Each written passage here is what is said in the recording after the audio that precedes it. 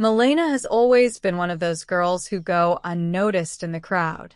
Not because she lacks brilliance, but because she learned early on to hide. She was polite, got good grades, helped out around the house, a perfect daughter, as her parents liked to say.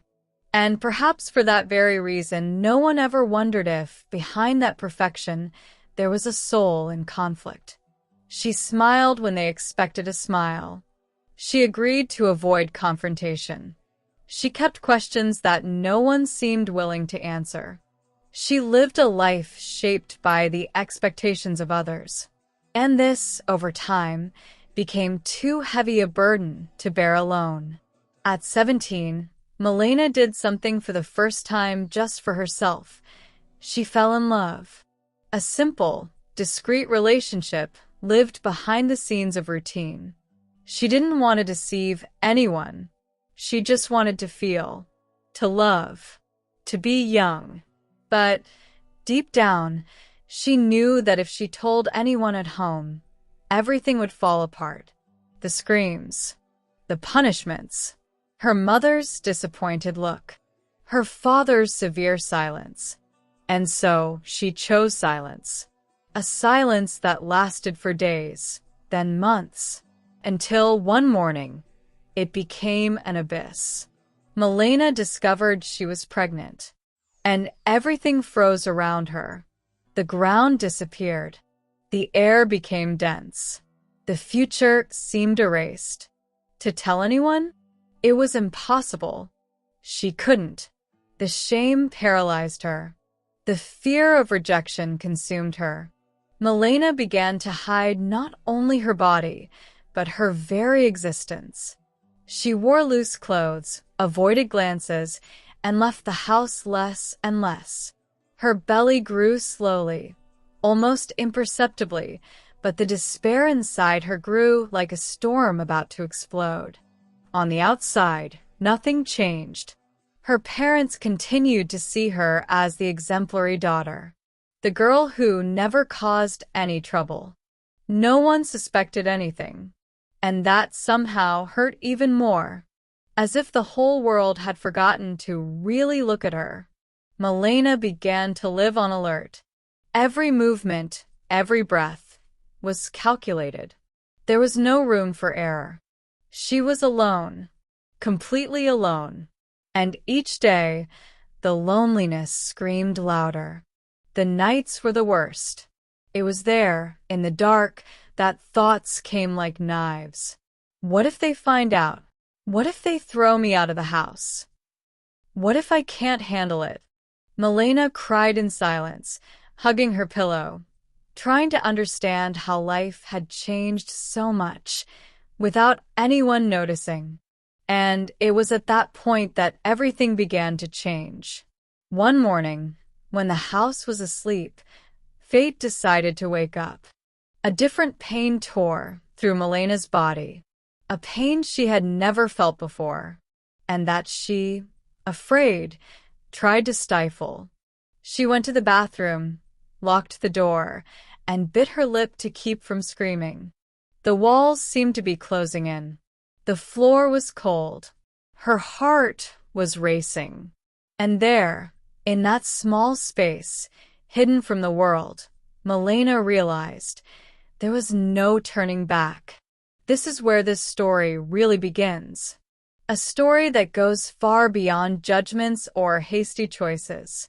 It is about strength, about pain, about the weight that many people carry in silence, and about a truth that, no matter how much we try to hide, always finds a way to emerge.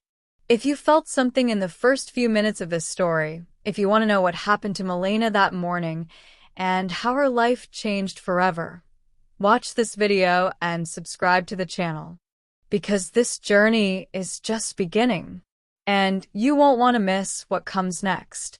Milena's pain is not fiction. It is reality, and it deserves to be told with respect, emotion, and truth. The night seemed eternal. Time stood still. Inside the bathroom, Milena was shaking.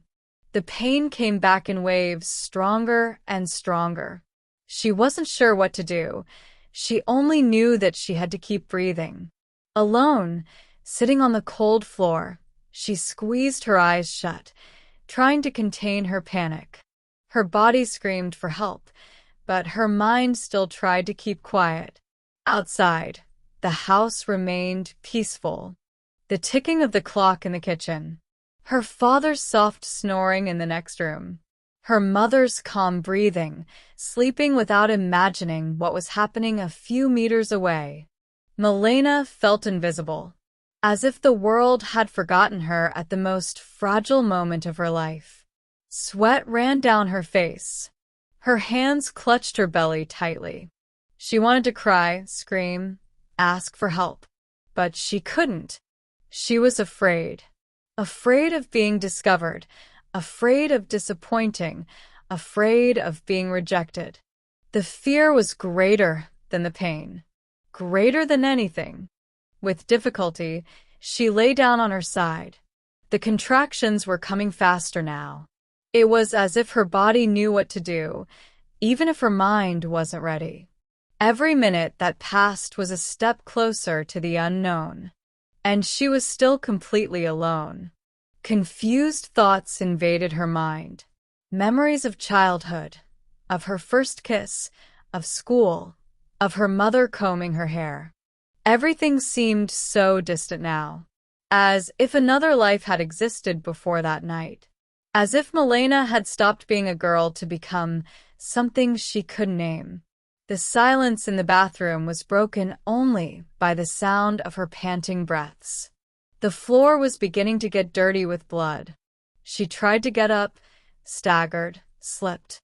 And there, lying there, she understood that there was no going back, that this moment would mark her life forever. The baby was coming. She held her own body with a strength she didn't even know she had. She screamed softly, muffled by the towel she bit with her teeth.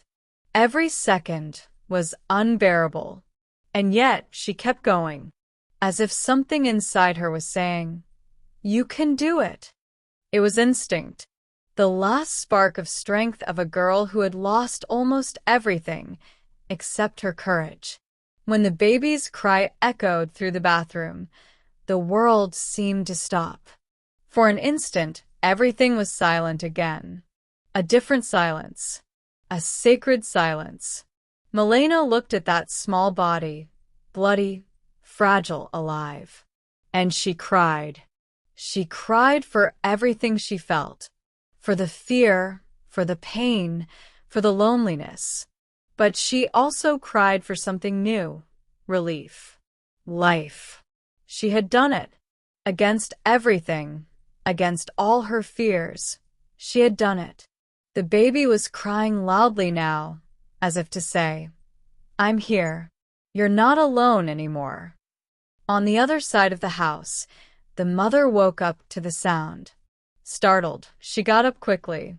She called for Milena. No answer. She ran to the bathroom. She knocked on the door. And when she finally entered, her world also stopped. Milena was lying there, holding the baby.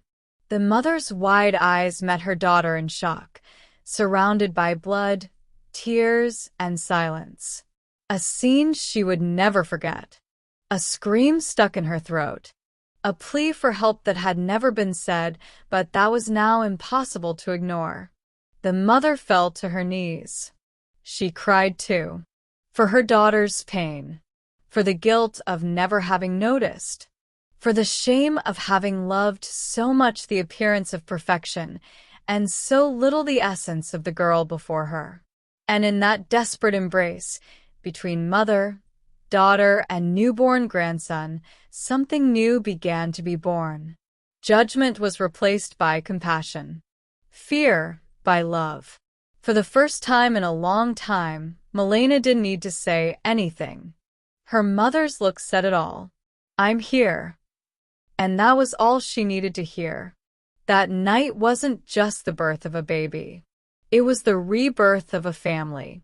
If this story touched you so far, Don't forget to like this video and subscribe to the channel.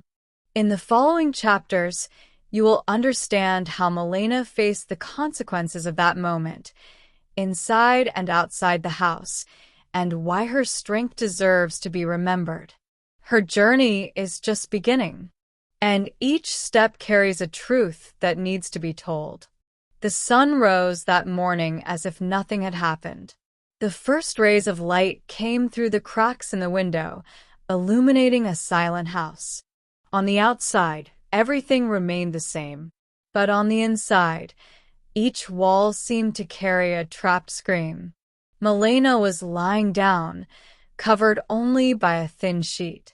The baby slept next to her, wrapped in a towel. He didn't have a name yet. He was still just life. The mother remained sitting on the edge of the bed, her eyes swollen, her face pale. The entire room seemed suspended in time.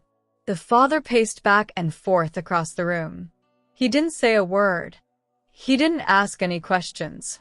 He had arrived too late to stop it, and too early to understand. His gaze avoided his wife's, and his daughter's name was not even mentioned. Milena felt every second like an eternity. Every sound in the house weighed on her chest. The baby's cry, even weak, sounded like thunder in that room filled with silence.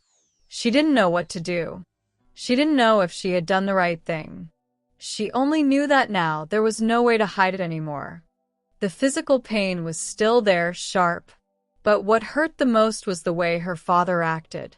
The way he avoided even stepping into the same room. It was as if she had become invisible. Or worse, a mistake he refused to look at. The mother did what she could. She took care of the baby, brought food, changed the baby's towel. But the affection was tense, restrained, as if everything was being done automatically, with an invisible weight on her shoulders. Not a single word of affection had been said since that early morning. Milena didn't complain. She didn't cry.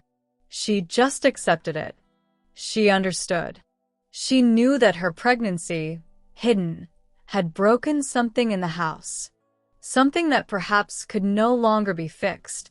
But even so, she got up, breastfed, held the baby in her arms with trembling hands. On the third day, the mother called the school. She said that Milena was sick, a bad flu. The principal believed her. But she knew that soon she would need to tell them something more. And what she feared most was the moment when the news would spread. On the street, no one knew yet. But it wouldn't be long. Someone would hear a baby crying.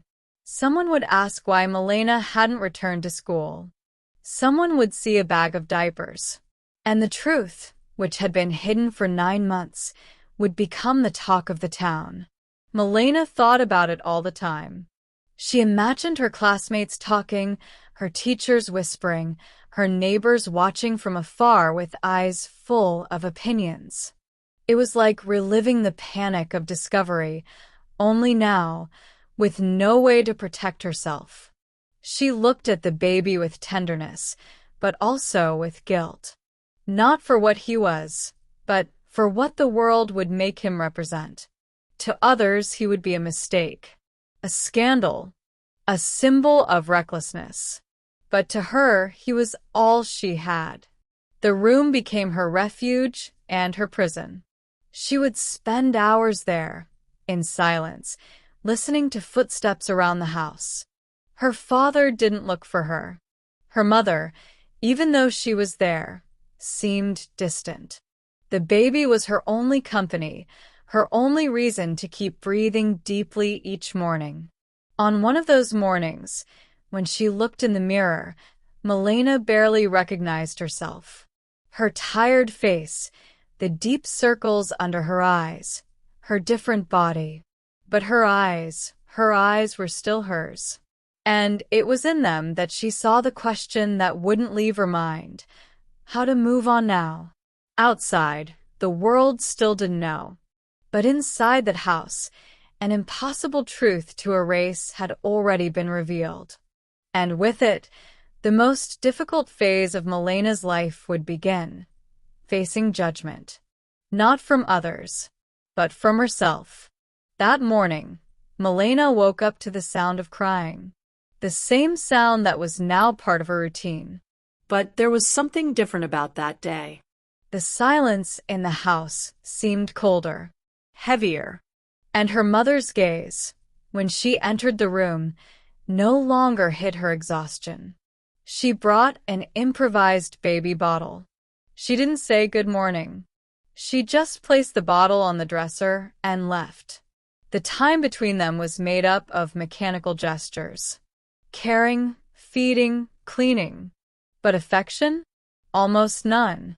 Love seemed to have been left somewhere in the past, and Milena missed it every day. Her father remained distant, locked inside himself. It had been a week.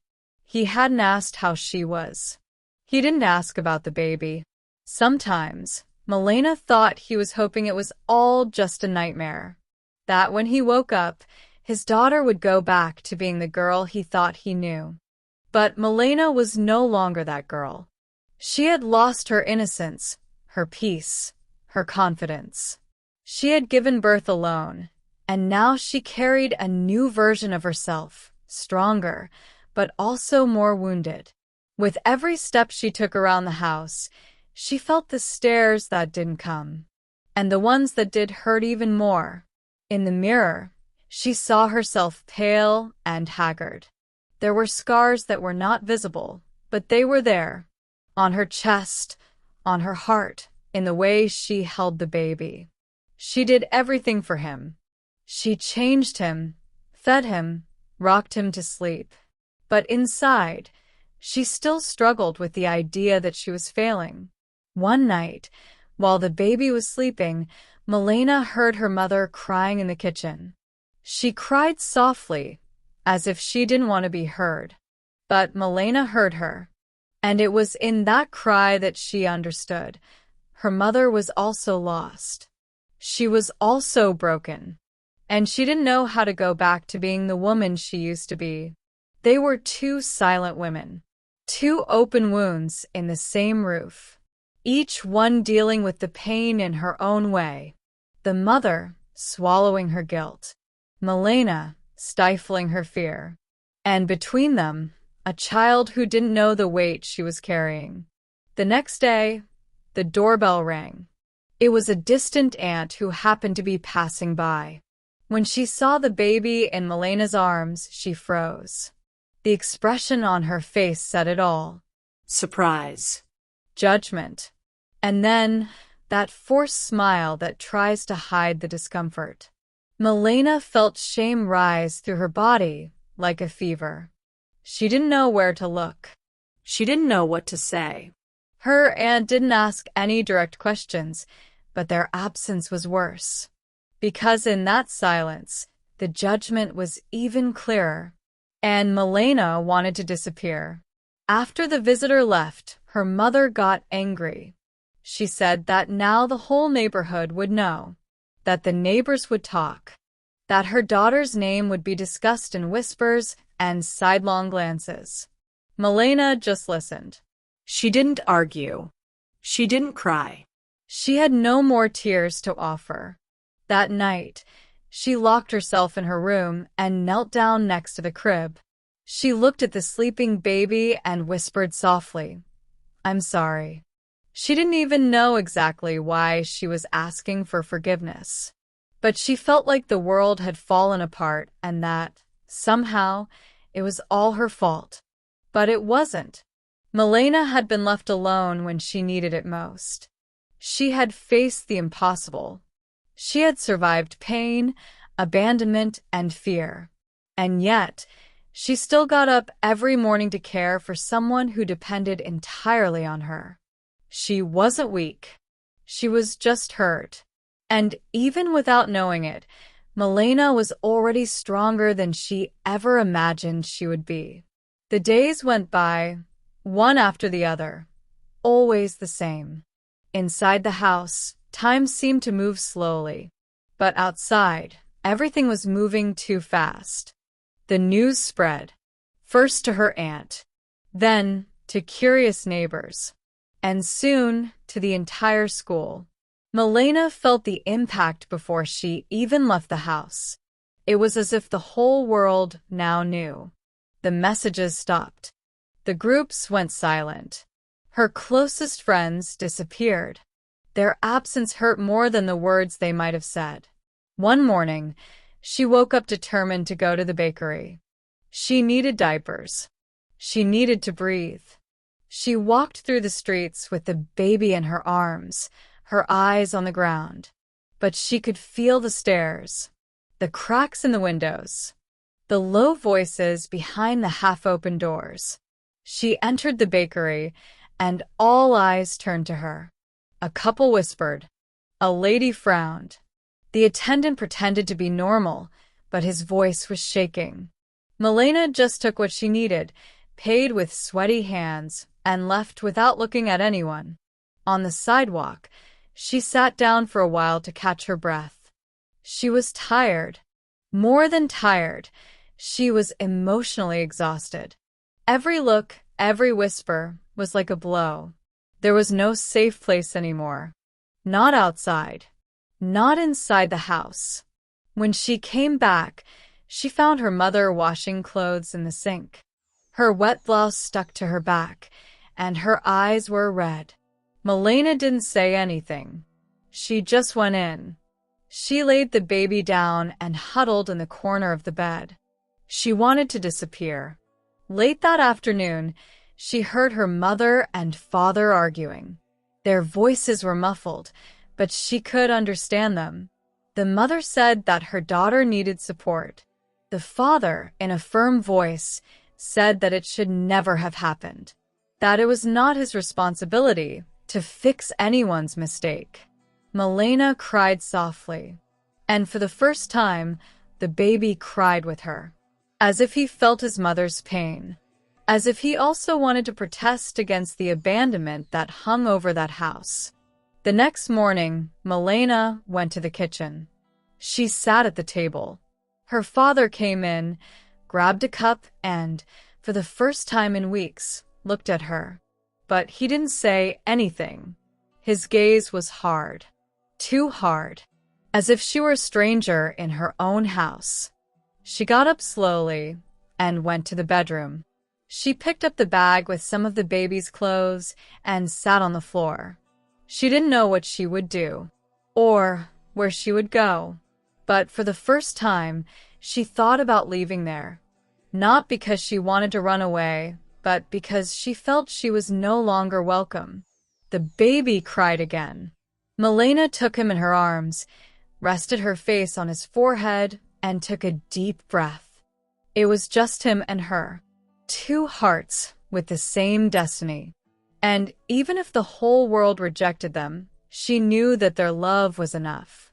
What Milena didn't know yet was that, outside of that place, a much bigger story would begin to be written.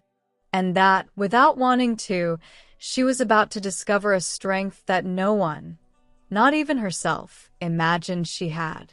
That night, Milena couldn't sleep. The baby cried more than usual. He had a fever. His little body was hot, his eyes closed tightly, as if begging for help. Milena tried everything, compresses, breastfeeding, singing softly, but nothing worked. Her mother heard the crying and went into the room. She saw her daughter in despair, with trembling hands, and the baby gasping slightly. For a moment, she forgot the harsh words, the judgments. She picked up the phone and said in a firm voice, "Let's go to the hospital. Now." Her father didn't ask anything. He just opened the car door and drove in silence. The journey was long, yet short. The fear in Milena's chest seemed to push time, but the clock didn't cooperate. Every red light was torture. They arrived at the hospital late in the evening. The care was quick. The nurses picked up the baby, placed him on a stretcher, and disappeared through a white door. Milena stood in the hallway, feeling the ground slip away from her feet. That was when she fell to her feet, sitting on the cold floor. She cried silently, her face buried in her hands. Her body was limp, as if all her strength had been sucked out. Beside her, her mother bent down. For the first time, she hugged her tightly. She didn't say anything, but the hug was all Milena needed at that moment. After almost an hour, a doctor came over. He said the baby had a mild infection, but was being medicated. He said he was going to be fine, that he would need to be hospitalized for safety reasons, and that his mother could be with him. Milena took her first breath that night.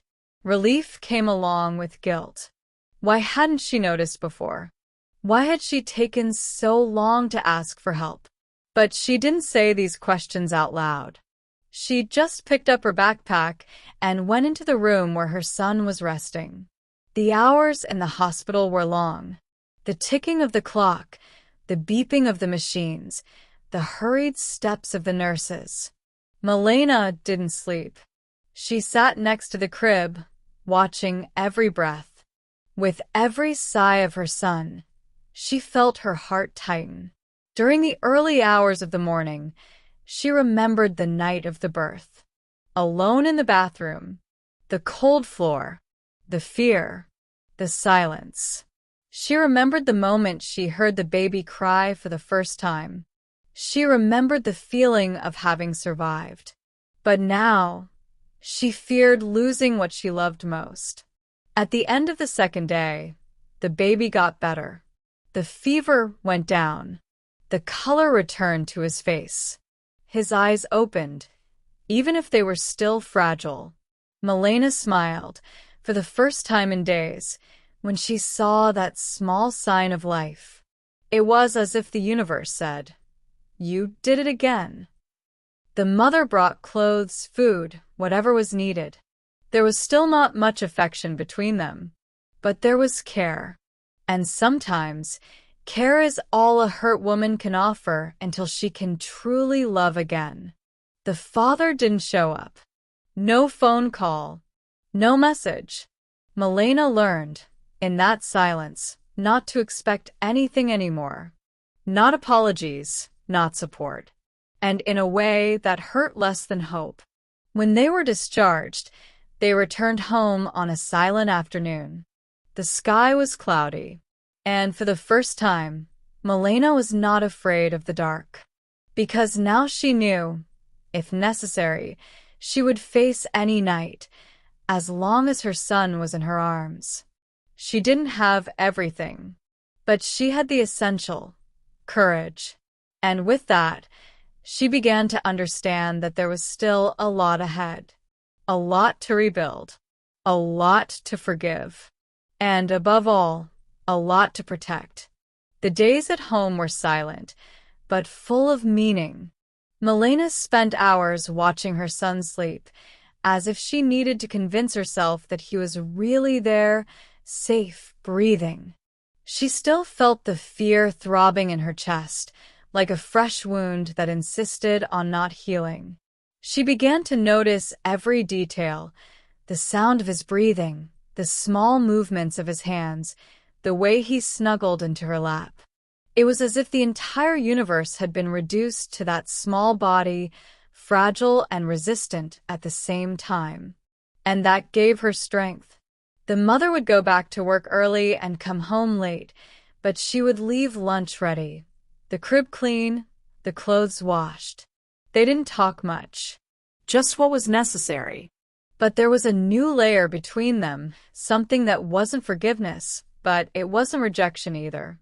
One morning, Milena picked up her cell phone and saw dozens of unread messages.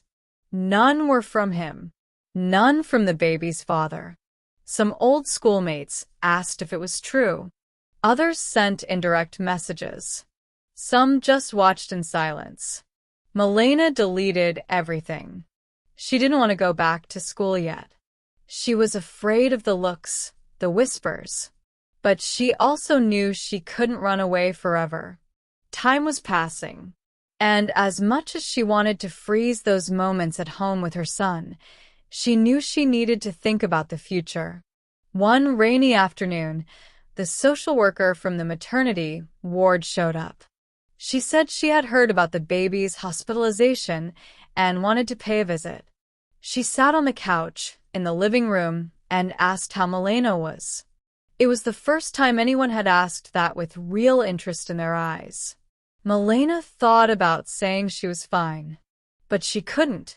Her voice broke. Tears came before she could speak.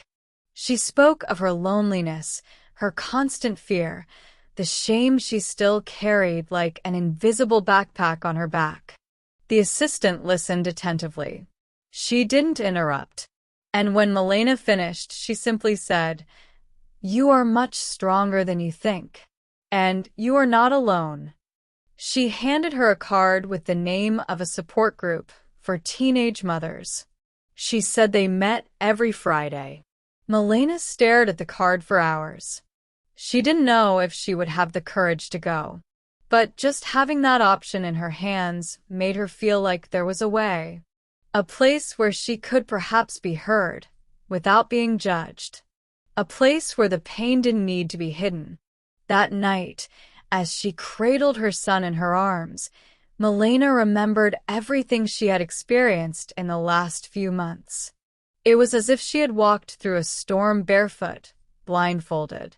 But now, the sky, although cloudy, seemed less threatening. The next day, she decided to write. She took an old notebook and began to write down everything she felt. She wrote about the birth, about the fear, about her mother, about her father's silence. The words came out as a way to vent, but also as a way to free herself. Over time, it became a habit. She wrote while the baby slept. She wrote what she couldn't say out loud. And, without realizing it, she began to sew together with words the parts of herself that were shattered. On Friday, she reached the door of the room where the group was taking place. She looked through the glass. She saw other girls like her, with babies in their arms, with dark circles under their eyes, with sad eyes. But she also saw smiles, hugs, listening. Milena took a deep breath.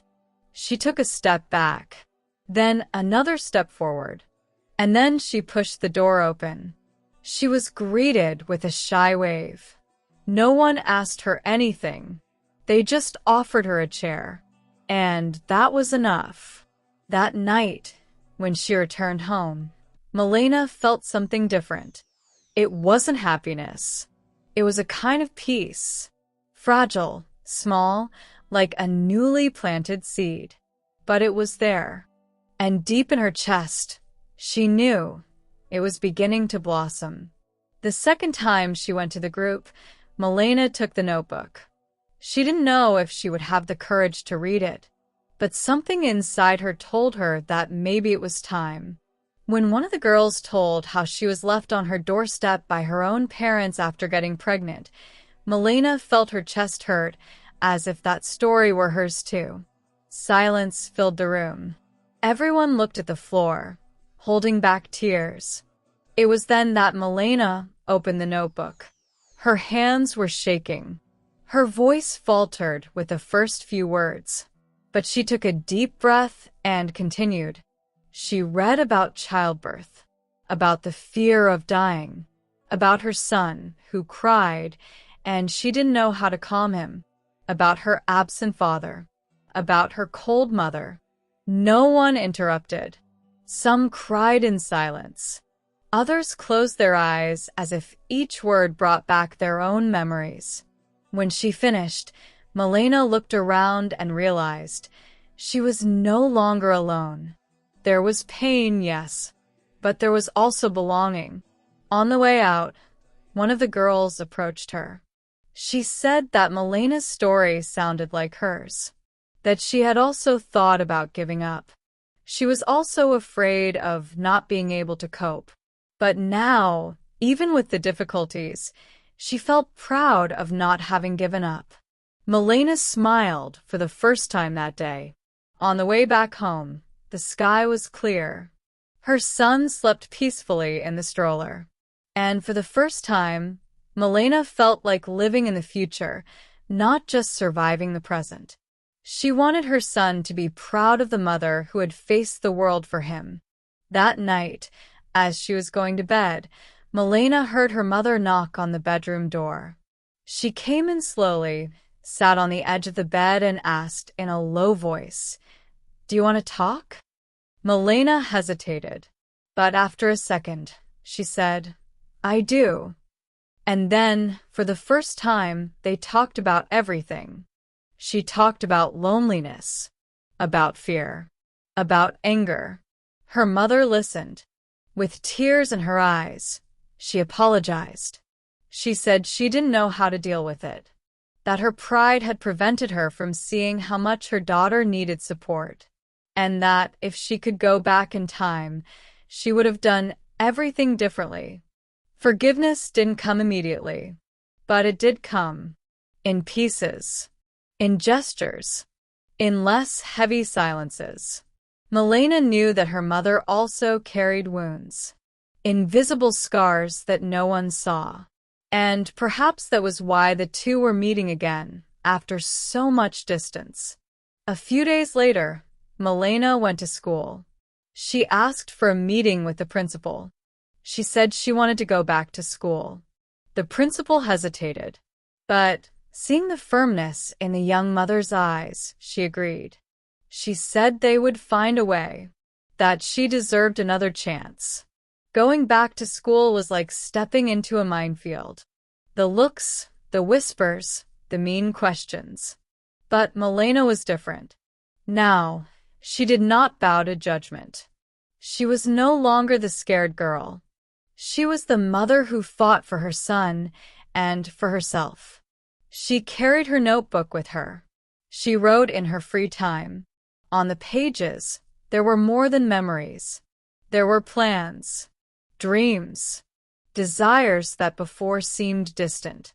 She wanted to study psychology, help other girls. She wanted to transform pain into a path. One night, while bathing the baby, she realized something simple but powerful. She was happy.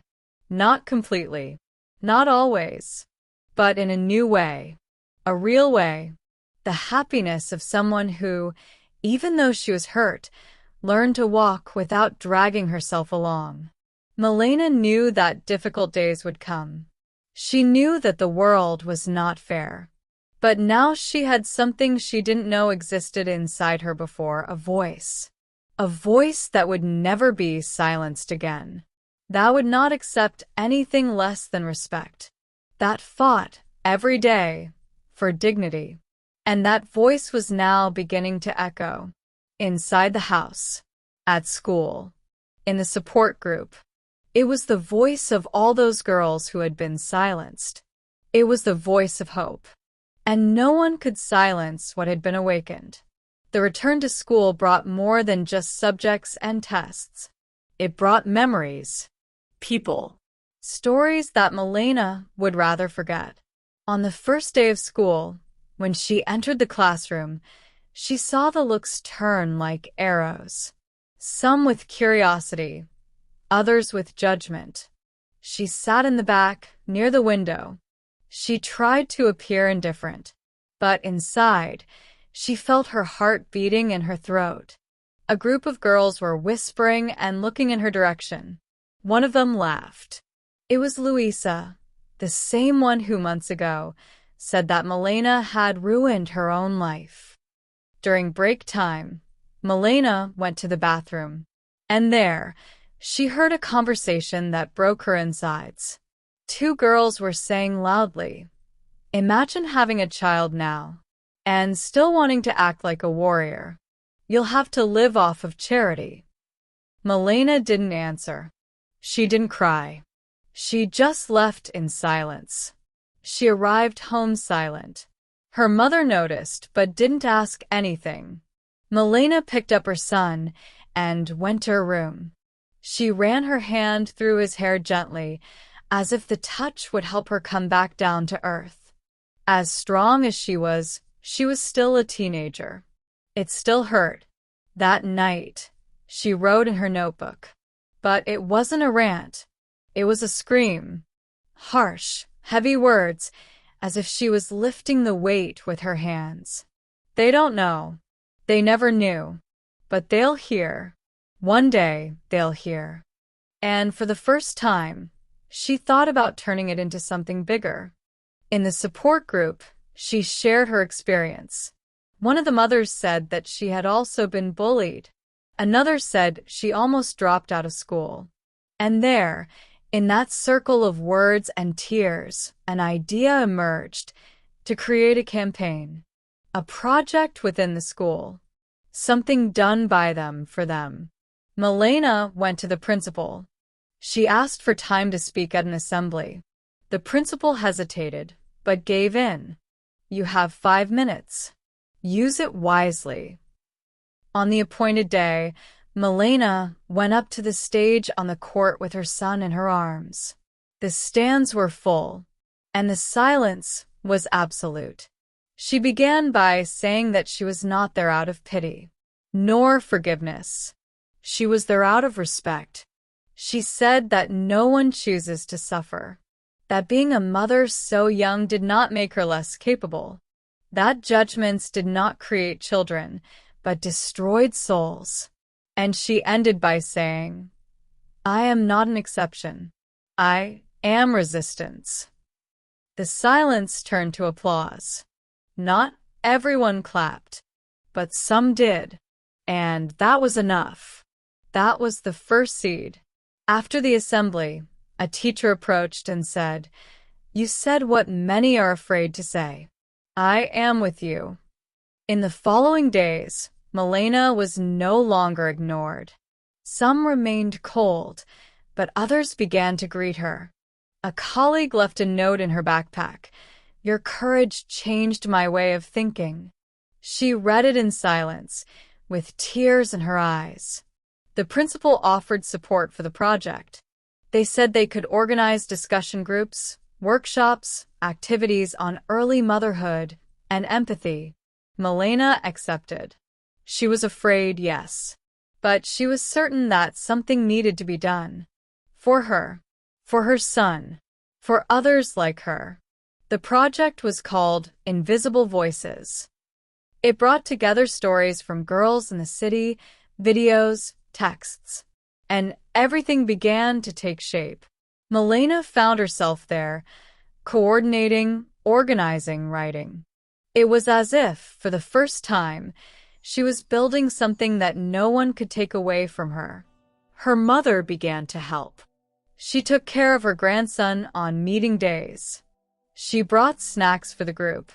Sometimes, she would sit in the back of the room and just listen, without saying anything, but with her eyes shining. It was her way of saying, I'm here. And now Milena understood this kind of love. One late afternoon, after yet another meeting, Milena stopped at the gate of her house. The sky was gray. A cold breeze touched her face, and she thought that life was indeed made of storms, but also of shelter. And shelter, now, she knew how to build it herself. That girl who once cried alone on the bathroom floor now raised her own voice, not as someone who begged, but as someone who transformed pain into a bridge. And for the first time, Milena didn't just have courage. She had purpose. It was an ordinary morning. The baby was playing on the living room rug. Milena was finishing a school assignment in her notebook, and her mother was preparing lunch. The smell of rice with garlic filled the house. Everything seemed peaceful, until the doorbell rang. Her mother went to answer it. Milena continued writing, distracted. But the silence that followed the ring made her look up. Her mother was standing at the door, motionless. And, outside him, the child's father. His face was drawn and his hands in his pockets. Milena froze. Her heart raced. For a moment, She didn't know if it was anger, fear, or just surprise. It had been almost a year since he had disappeared. No message, no visit, nothing. And now there he was, as if nothing had happened. He said he wanted to talk, that he heard about the project at school, that he heard his son had gotten sick, that he thought a lot, that he regretted it. The words came quickly, like someone trying to erase months of absence with 5 minutes of conversation. Milena said nothing. She just crossed her arms. The baby, not understanding the mood, smiled when he saw him. He stretched out his little arms. And that hurt more than any words, because even without knowing who he was, the child still offered love.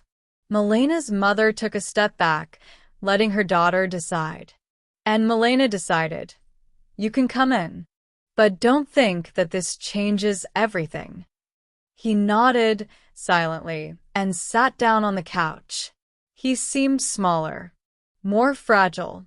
Or maybe Milena was the one who was stronger. He said he had a crisis, that he ran away, that he was afraid, that he didn't know how to be a man. He said he dreamed about his son every night, that she saw his face in every child on the street, and that it was destroying him inside. Milena listened to everything with a firm gaze. Inside, a whirlwind. Part of her wanted to scream. Another part wanted to cry. But the part that spoke was the one that learned not to beg for anything. "You left at the worst moment of my life. And now you want to come back at the best. That's no coincidence. That's cowardice." He lowered his head. He asked for a chance. He said he didn't want to take her son away from her. He just wanted to be there. To help. To be a part of it. Even if it was little by little. Even if it took time. Milena took a deep breath. She looked at her son, who was playing with a plastic spoon on the floor. "Do you know how to change a diaper?" she asked. He said no. "Do you know how to make a bottle? How to calm a crying baby in the middle of the night? How to take him to the hospital and hear from the doctor that he could lose everything?" The silence answered for him. And Milena understood. Regret is not the same as preparation. She didn't say yes, but she didn't say no either. He gave one condition. "You'll start like everyone else. Visiting, observing, participating with whatever you can. But I'm the one in charge here." He accepted. And at that moment, Milena realized the size of the woman she had become. After he left, his mother approached him. "You were firm," she said. "I was fair," Milena replied. For the first time, she felt she could protect her son from anything, even from his own father, if necessary. In the days that followed, he returned. He brought diapers, asked about the baby, listened to advice. Shy, lost, but trying. And Milena observed. Not out of a desire to punish him, but out of an obligation to protect him. Now, she knew that true love is not blind.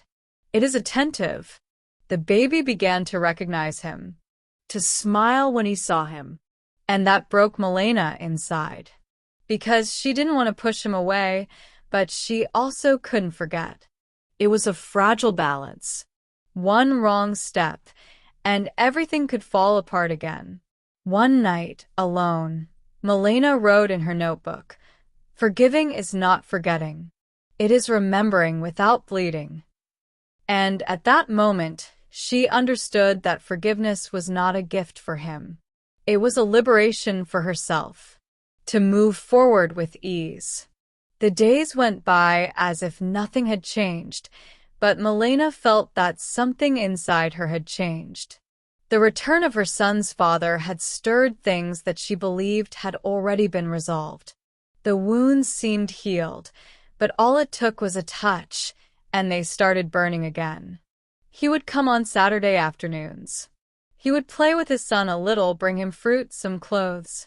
He would ask simple questions, smile. He was a man trying to fix things, but Milena knew that some broken things cannot be fixed. And she did not say this out of spite, but out of reality. One night, while bathing her son, she felt her eyes well up with tears for no apparent reason. It was as if her body was crying out for what she insisted on holding back. And there, kneeling on the bathroom floor, with her son laughing in her hands, she whispered, "I'm tired." It wasn't physical tiredness. It was a weight she had been carrying on her shoulders since the day everything changed. The weight of being strong all the time. The weight of not being able to fall. The weight of being a mother, daughter, student, woman, all at the same time, without a break. The following week, the Invisible Voices project received an invitation to speak at another school. It was a huge opportunity. Milena was called to lead the presentation. Everyone was excited, but she hesitated. For the first time, she didn't feel capable. Deep down, she was afraid of being a fake. Afraid that someone would look at her and say, "You're not that strong." Because at that moment, she didn't feel strong. She was just exhausted. But even so, she accepted the invitation. Because she had learned that courage is not the absence of fear. It's acting in spite of it. On the day of the performance, she wore a simple blouse and tied her hair up. The baby stayed with her grandmother. Milena went up on stage with her heart racing. Her hands were sweating. Her voice was shaking at first. But little by little, the words began to come out. Not memorized. Heartfelt. She told her story, once again. But this time, she also spoke of the pain she still carried. Everyone calls me a warrior, but no one asks how many nights I cried in silence. It's not easy. And it's not fair to romanticize that. I'm not an example. I'm a survivor. The audience was silent. A silence that listened, that welcomed. At the end, a girl approached, her eyes red. "You saved me today. I thought I was alone." Milena hugged her, and at that moment, she understood that even her pain served something greater. On the way home, on the bus, she looked out the window and let the tears come. Not of sadness, but of relief. For finally allowing herself to feel. Because even the strongest need to cry from time to time. Arriving home, she found her son sleeping in his grandmother's lap. His mother nodded. "He cried a lot, he wanted you." Milena smiled, stroked his little face, and said softly, "Mommy is here. She will always be." That night, she dreamed of the future. She dreamed of her son running across an open field, laughing loudly. And behind him, Milena with open arms. There was no fear in that dream. Only freedom. Only light. For the first time, she was not dreaming of the past, but of everything that was yet to come. The next day, the baby's father sent a message. "Thank you for letting me be around. I know I'm not what I should be yet, but I want to be." Milena took a while to respond. When she wrote, she was direct. "If you really want to be here, start by staying on the hard days too." She knew that true love is not proven with flowers. It is proven with presence, with patience, with responsibility. And if one day he truly understood this, maybe there would still be room to rebuild. But she wasn't going to stop her journey waiting for no one to learn how to walk. That morning, Milena looked in the mirror and saw another version of herself. Not a lost girl, but a woman who learned to find herself in her own scars.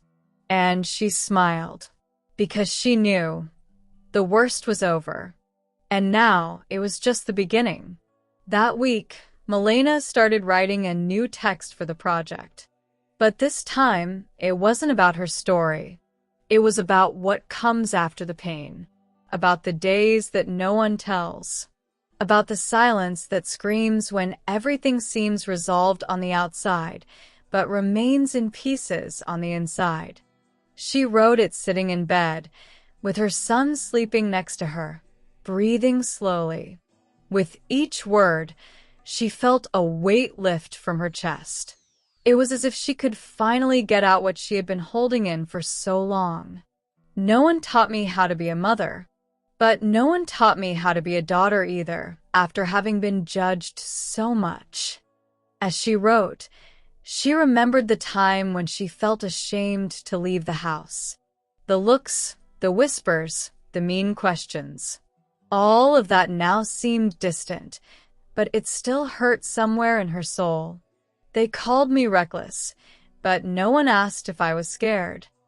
The text became a rant, a cry written calmly, an attempt to show that, behind every pregnant teenager, there is a girl who had her dreams trampled by poor decisions and absences that cost her dearly. At school, the teacher read the text and remained silent for a while. Then she called Milena and said, "You need to publish this. Other girls need to read it." Milena didn't know what to say. She didn't think anyone would be interested in her words. But the teacher insisted. With the help of the project, the text was posted on the school's official page. In less than 2 days, hundreds of comments were received. Girls from other cities, other schools sharing it, thanking them, saying that, finally, someone had said out loud what they had always felt in silence. Milena read each comment with teary eyes. She no longer felt alone. And more than that, she knew that now she was also helping others not to feel alone. For the first time, it wasn't just a sad story. It was a healing story. One afternoon, when she picked up her son, he said his first word. It wasn't mommy or daddy. It was light. Milena didn't understand where he got that from, but she felt something light up inside her. Maybe it was just a coincidence. Or maybe that was exactly what she was becoming. Light. The baby's father was still there. Little by little, he learned. He changed diapers, made bottles, made mistakes, and tried again. There were no promises between them, just an attempt to do the right thing. And deep down, Milena knew that this was already much more than she had expected months ago. The relationship with her mother was also starting to change. There were still distances, but now there was respect. One night, while they were watching TV in silence, her mother said, without looking at her, "You are stronger than I ever was." Milena held back her tears. She only replied, "I learned from you, even when it hurt." The following month, Milena was invited to write a monthly column for the school blog.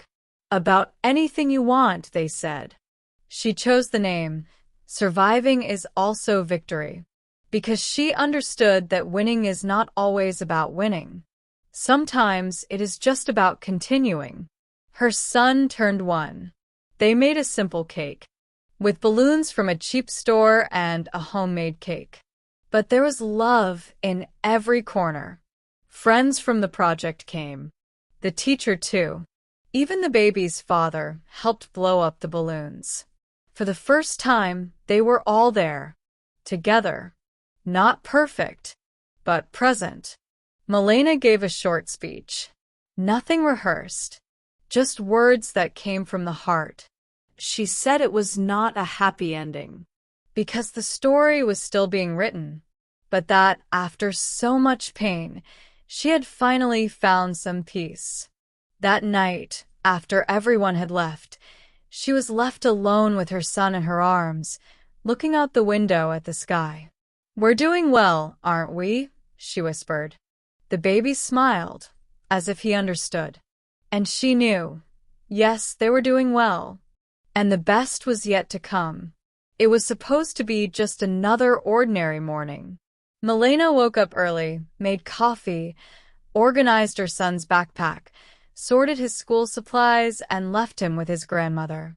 She was already used to the busy routine, but that day something was heavy in the air. A different silence, as if the world was holding its breath. In the middle of class, the principal came into the room and called Milena. Her face was serious, and her voice was lower than usual. Milena felt a chill in her stomach even before she heard the words. Your mother was taken to the hospital. Apparently, she got sick at home. She didn't ask anything. She just ran. She caught the bus trembling. Her hands were sweating, her heart racing. Milena knew the way to the hospital, but she had never felt so lost. With each stop, the fear grew. And in her chest, the guilt, for all the times they had fought, for everything they had never said to each other. When she arrived, she found her grandmother with the baby in her arms and her eyes swollen. She fainted out of nowhere. The doctor said it was a blood pressure spike, but they're still evaluating it. Milena took a deep breath, but her head was spinning. She sat down next to her son, who held out his hand to her, as if to say, I'm here. After long hours, the doctor appeared. He said it wasn't serious, but that the scare was real, that her mother's body was asking for rest. Milena felt her legs give out. She herself knew what it was like to live on the edge, but she never imagined that her mother would be there too on the edge. She entered the room slowly. Her mother was pale, with her eyes closed. Milena sat down next to her and held her hand carefully. You can't leave me now, she whispered. We still have so much to resolve, and so much to live through. Her mother's eyes opened slowly, and, for the first time, Milena saw fear in them. Not anger, not demand, just fear. I tried to be too strong for so long, daughter. And now I understand what you went through. Forgive me if it took me a while to see it. Milena cried right there. She cried for everything she had kept inside, for everything she had swallowed in silence. She cried because, finally, the two of them were truly seeing each other. For the first time, without masks, without defenses. Just two tired women trying to survive. In the days that followed, Milena took charge of everything. She took care of her mother, her son, and the house. She went to school even though she was exhausted. And no one noticed, because she didn't let it show. But deep inside, her body was screaming for rest. Still, she wouldn't stop. One night, exhausted, she picked up the notebook where she wrote her texts and wrote just one sentence. We learn to be strong when being strong is the only option.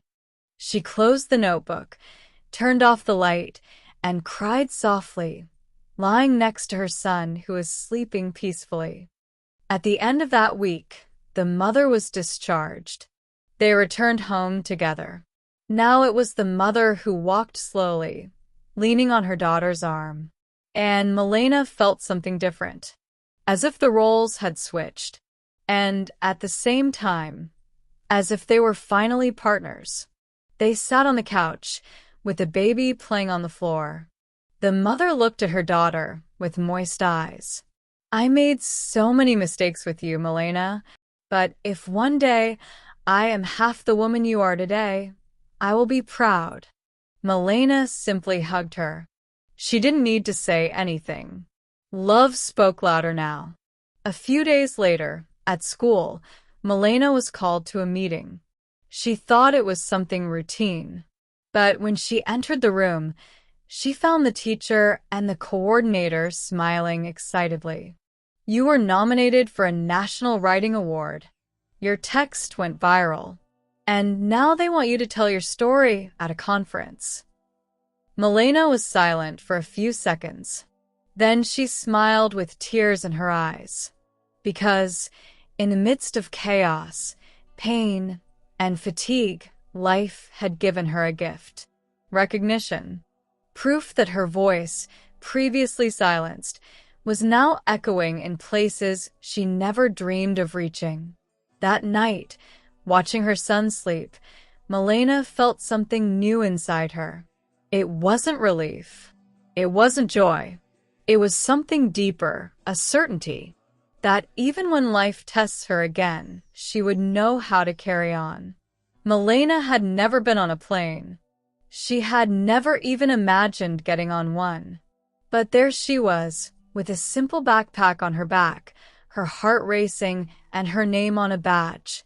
Special guest, Young Voices of the Future Congress. At her side, the teacher who had encouraged her since the first text. She held Milena's hand tightly, like a surrogate mother at that moment. You have something that no one can take away from you. Truth. Speak from the heart, and they will listen to you. The event was in another city. A big, noisy city, full of buildings and lights. Milena looked at everything with wonder and fear. It was all so different from where she came from. But at the same time, she felt that somehow she belonged there. At the time of the presentation, her heart almost jumped out of her mouth. Her hands were sweating, her legs were shaking. But when she went up on stage and saw so many girls in the audience, something changed. It was as if all the pain had been worth it to be there, now, representing so many silent voices. She began slowly, telling her story not as a victim, but as a survivor. She spoke of fear, loneliness, guilt. She spoke of the hidden birth, the cruel judgment, the strength that was born at the worst moment. And when she realized it was no longer just her story, it was the story of many. When she finished, the silence was so strong that it hurt. But soon after, the applause came. Standing, with tears, with hugs. A line formed to thank her. Girls, women, teachers. All touched by a teenager who did not ask for a stage, but transformed pain into a bridge. Back at school, Milena was welcomed as a heroine, but she knew that was not it. She continued to wake up early, change diapers, study, take care of her mother. The difference now was that she knew her life had a purpose. Her voice, power. The next night, she sat with her mother on the couch. She showed them the photos of the event, the video of her speech, and for the first time, she saw her mother cry without hiding it. Forgive me, daughter. I belittled you so much, and you became a giant in front of me. Milena didn't respond with words. She just rested her head on her mother's shoulder, because some reconciliations don't need promises. Only presence. Only acceptance. And at that moment, they finally met as woman and woman. Without resentment, without debt. The baby's father, who had watched the video online, called that night. He said he was proud, that he never imagined she could go so far.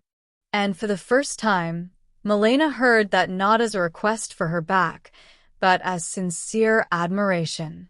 She thanked him, and hung up with a light heart. She knew that there was a story between them, but the future was another path. And she no longer needed emotional crutches. She had learned to walk on her own 2 feet, even when everything around her told her that she wouldn't make it. With this visibility came a new invitation, to write a book with other young people who had overcome challenges. Milena accepted, not out of vanity, but because she knew that the more she told her story, the more she would help other girls not to keep quiet. As she wrote, many memories came back. The pain, the sleepless nights, the fear of dying during childbirth. But now, she wrote without weight. Each scar became a chapter. Each tear, a comma. and the end was still far away. But she already knew the middle could be beautiful too. One night, with her son in her arms, she whispered, "Mommy is not perfect, my love, but she learned to be strong for you." The baby, now a little older, responded with a silly kiss on the cheek. And Milena smiled, her eyes wet, because sometimes that's all love is. She didn't have all the answers, but now she had a voice. And above all, she had courage. The same courage that had brought her here. The same courage that, day after day, made her get up and keep going. It was a peaceful late afternoon. The sky was painted orange, the soft sound of the wind between the trees, and Milena was playing with her son in the yard. For the first time in a long time, there was peace. Not the absence of problems, but the presence of calm. And that, for her, was already a miracle. The boy laughed loudly, ran among the improvised toys, and Milena just watched. Her eyes filled with tears, but not with pain, with gratitude. Each step he took was a reminder that she had won, that she was still winning. Suddenly, the doorbell rang. A ring that, for some reason, chilled her spine. Milena got up slowly. She wasn't expecting visitors. And at that moment, something in the air felt strange. She opened the gate with a heavy heart. And there he was, the baby's father. Thinner. He had a tired look, a look of someone who had lost more than he could count. He was holding an envelope in his hands. Milena remained silent, not out of fear, but because she was no longer that fragile girl. She was a woman, and women choose when and how to speak. "I just wanted to see him," she said, even if it was from afar. Her voice was low, almost a whisper. Milena looked at her son, who was still playing without noticing anything. She took a deep breath. "He doesn't know who you are, and up until now, he hasn't missed you." The boy lowered his head. "I know, and I didn't come to demand anything. I just wanted to give you this." He held out the envelope. Milena took it slowly. Inside, a letter. Handwritten. Shaky letters. A confused, painful apology. She said she was leaving the country, that she wanted to leave something behind, besides silence. She read it all there in front of him, without crying, without interrupting. When she finished, she put the letter in her pocket and said, "You had your chance. He was lucky to grow up without your absence becoming a wound. But thank you for coming, because now I can truly close this door." He tried to smile, but his eyes betrayed regret. Milena didn't wish him harm. She just didn't need the chaos he brought anymore. And at that moment, she knew that forgiving isn't forgetting, it's moving on lightly, without carrying what's no longer hers. She went back to the yard. The boy ran to her with a flower branch in his hand. "For you, Mommy." And she smiled. She knelt down, hugged her son tightly, and whispered, "You're all I need." And he really was. That night, sitting on the bed, Milena took the letter out of her pocket. She read it once more. Then she put it in a box along with other old memories. Not out of attachment, but because some pain deserves rest, not denial. She finally understood that the past doesn't disappear, but it learns to stay still when we stop feeding it. And the future was now an open field, not without thorns, but full of flowers that she herself had learned to plant. Milena closed her eyes and allowed herself to rest, for the first time, without fear of what would come. Because whatever life brought, she already knew. She had strength. She had love. And she had a living story running through the house, calling Mommy. And that was all. The following days were light, silent, almost too calm. Milena felt as if the world was finally letting her breathe. Not that everything had been resolved, but for the first time, her heart was no longer on alert. She returned to her studies with more dedication. She spent her mornings at school, her afternoons taking care of her son, and her nights writing. Each text was an open window into her inner self. Writing had become her therapy, her way of venting, her bridge to the world. The teacher who encouraged her began to visit her frequently. She brought books, ideas, projects. You have talent, Milena. But more than that, you have truth. And the truth, when written with pain and courage, heals even those who read it. One day, at school, Milena was called to the principal's office. She sat down with her heart racing, thinking something was wrong. But the principal just smiled and handed her a piece of paper. It was confirmation of a full scholarship for a creative writing course at a public university. She read it several times. She thought it was a prank, a mistake. But it wasn't. It was real. She was chosen because of the text she wrote, because of the way she transformed suffering into beauty, because of the way she told stories that no one wanted to hear, but everyone needed to feel. She left school as if she were floating. She ran home. She picked up her son and twirled him in the air. She cried. She laughed. And she thanked him. She didn't know exactly who, but she thanked him with all her heart. Because even though she had been left so many times, now she was being chosen. She told her mother, and for the first time, she saw pride on her face. You amaze me, girl. You are stronger than I've ever been. Milena didn't answer. She just hugged him. She knew that behind that sentence, there was an unspoken apology. The weeks passed with new dreams being born. Milena started visiting the university, organizing her son's routine, planning schedules, buses, notebooks. Everything was new and hauntingly beautiful. One night, lying down with her son, he asked, "Mommy, are you going to leave me to study?" She swallowed hard. Never.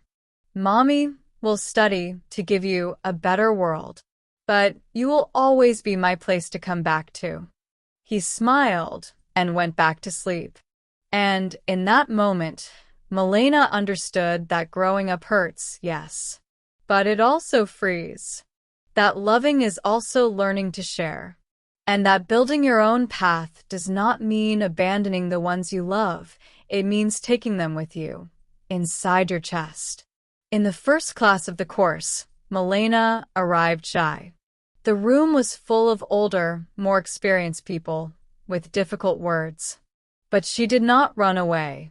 She sat in front, opened her notebook, and wrote at the top of the page, "I am my own chance." The professor asked for a free text on any topic. Milena wrote about the birth of her son, about the cold bathroom, about loneliness, but also about the laughter that came afterwards, about the warmth of a hug, about the miracle of still being there. When she handed it in, the professor read it in silence. Then he looked at her and said, "This is not just a text. This is raw life. And you have a gift. Don't waste it." On the way home, Milena cried on the bus. But it was a good cry. Of relief. Of conquest. Of a heart that, for so many years, had only known rejection, now learned to be accepted. She looked out the window, clutched her backpack in her lap, and whispered, "Life hit me hard, but it didn't break me. And now, I'm the one who chooses the next page." Her days at university became a refuge. Milena walked through the hallways as if she were traveling through a new world. The words that were once distant now seemed to whisper in her ear. She listened, took notes, absorbed, and in the silence between classes, she wrote as if she needed to breathe. Not everything was easy. There were days when tiredness weighed more than the books. When the bus was late, her son cried, her body begged for rest. But Milena kept going. For herself, for her son, for the promise she made to herself to never stop fighting. One rainy afternoon, she found her old school teacher waiting outside the classroom. "I came to see you. I wanted to tell you that you inspire more people than you can imagine." Milena hugged her tightly. It was strange how some gestures could heal wounds that years of silence could not. Over time, Milena made friends, people who read her texts and cried, who said, "You write what we feel," but never knew how to say. She smiled shyly, not knowing how to respond. But deep down, something in her was beginning to believe, not only in her talent, but in the values she carried. One night, returning home, she found her mother on the couch, with her grandson sleeping on her lap. She looked up and said in a low voice, "You look different. You're shining, girl." Milena sat next to her, rested her head on her mother's shoulder, and simply replied, "It's just that now I believe in myself." Her son was growing up quickly. He already knew how to write his own name and drew little houses with the sky always blue. One day, she came home from school and said, "Today I told you that my mother is a writer." Milena laughed, surprised. But that word, writer, echoed in her mind until the end of the day. An unexpected invitation arrived by email, a national literary contest for new authors. Milena hesitated. Am I good enough? But then she remembered her teacher, her son, herself, and she sent a short story, the most sincere one she had ever written. It was about a girl who danced alone in her backyard while the world collapsed around her. A girl who, even drenched in pain, kept standing, because she had dreams hidden in her pockets, because she had courage between her fingers, because she had hope, even if no one saw it. 2 weeks later, the response arrived. Selected. Published. She read the email several times, as if the words would disappear. But they didn't. They were there, firm, proving that the impossible only needs someone to insist. At the book launch, Milena went on stage. Her hands were shaking. Her heart seemed too small for so much feeling. But when she read the first paragraph, everything went silent. It was as if she was finally where she always belonged. At the end of the reading, she received a standing ovation. Not for the awards, nor for the praise, but because, somehow, everyone there felt what she had written. And that was more valuable than any trophy. When she went downstairs, she found her son waiting with a drawing in his hand. It was her on a stage, with a crown made of books. He said in a loud voice, "My mother is a giant." Milena smiled, her eyes filled with tears. She never wanted to be big for the world, just big enough to be a refuge for him. That night, lying next to her son, she understood that dreams are not about winning. They are about resisting. That the past does not define who we are, it only shows us how strong we were to get here. And that, no matter how crooked the path may be, it is still possible to flourish. Milena closed her eyes, her heart light. She knew that other pains would come, other challenges, other falls. But now she had wings. And most importantly, she knew how to fly. Time went on, and with it, Milena's routine took on new contours. The sleepless nights were now due to ideas that kept her awake, and not because of fear or pain. Writing had stopped being just an escape valve. It had become a mission. Invitations began to appear. Lectures at schools, interviews on local radio stations, discussion groups about motherhood, writing, and resistance. Milena still felt awkward around microphones and cameras, but she learned to trust her own voice. She knew she didn't speak only for herself, but for many who still couldn't. With each new step, the past whispered, sometimes in the form of bitter memories, other times like shadows that tried to fade the present. But she no longer hid. She learned to face what hurt, not as a burden but as part of the journey. Her son now went to school with pride in his chest. He carried books with his mother's name on the cover. He would tell anyone who would listen that his home was full of words and hugs. And Milena, seeing him grow up surrounded by love and affection, understood that the greatest victory was to see him free from the cycle that had imprisoned her. One day, while sorting through old boxes, she found a photo of her father. She stood there looking at it for minutes. There was no anger, no longing, just a mature silence, like someone who understands that not all emptiness needs to be filled, some just need to be respected. Milena wrote about this, about forgiveness, about absences, about reconstruction. And the text went viral. It took on a life of its own. It reached faraway places, touched people she never imagined reaching. She received messages from mothers, daughters, women of all ages, all of them saying, "You wrote for me." In one of these messages, a young woman revealed that she had decided not to take her own life after reading one of her texts. Milena cried, because for the first time, she understood that her pain transformed into words could save, that her story, so wounded, could heal. Then came the most unexpected invitation, to launch a solo book, a novel, her story, with fiction on the edges, but truth in the heart. She spent nights going through memories, stitching scenes together, choosing words with the care of someone who caresses old wounds. As she wrote, she rediscovered parts of herself that she had left behind. The girl who danced in the rain, the teenager who dreamed in silence, the woman who gave birth alone. They were all there inside her, united, Whole. When she finished the manuscript, she fell silent, not out of doubt, but out of reverence, because she knew that book was more than bound pages. It was a testimony of resistance, a soft cry that said, "I existed, I survived, and that matters." At the launch, the line was long. People with books, flowers, letters.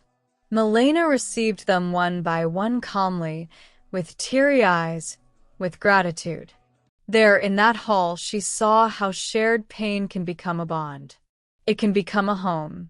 At the end, she asked for permission, went up on stage, and said a few words. "I wrote, so I wouldn't go crazy.